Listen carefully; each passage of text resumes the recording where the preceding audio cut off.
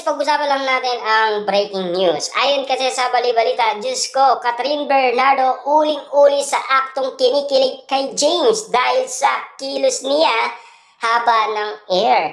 Ayon kasi sa mga fans, tuwing si Catherine Bernardo ay dumadampig sa kanyang haba ng air, talagang kinikilig na yan. Papaano nga naman kasi kakanta umano si James at tila napansin umano ng mga fans na kinikilig siya at uling-uli siya sa akto. Kaya nga naman kasi pinag-uusapan na si Catherine Bernardo ay kilig na kilig yan kay James Reid. Kaya nga naman kasi kinabaliwan ng karamihan.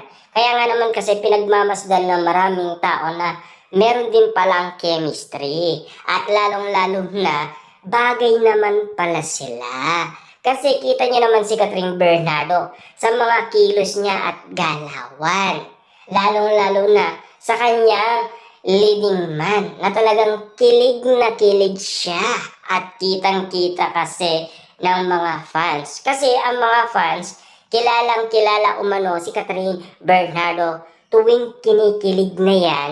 Lalong-lalo na kasi nasilayan na yan kina Daniel Padilla at Alden Richard. Kita nyo naman talaga, diba?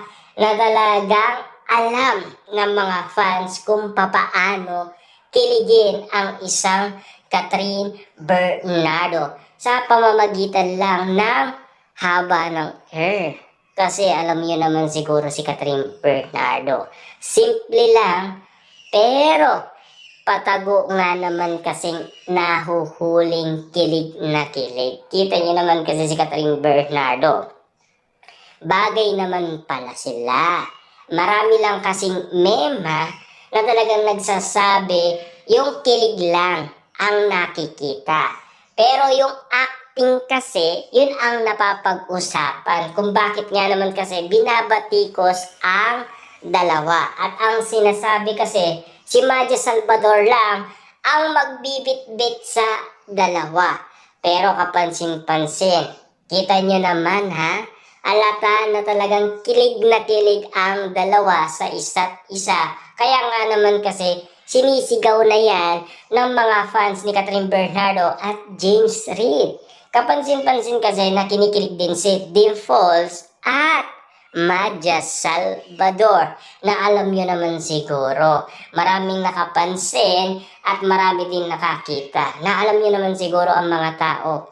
In love tuwing merong kiligan moment na nakikita.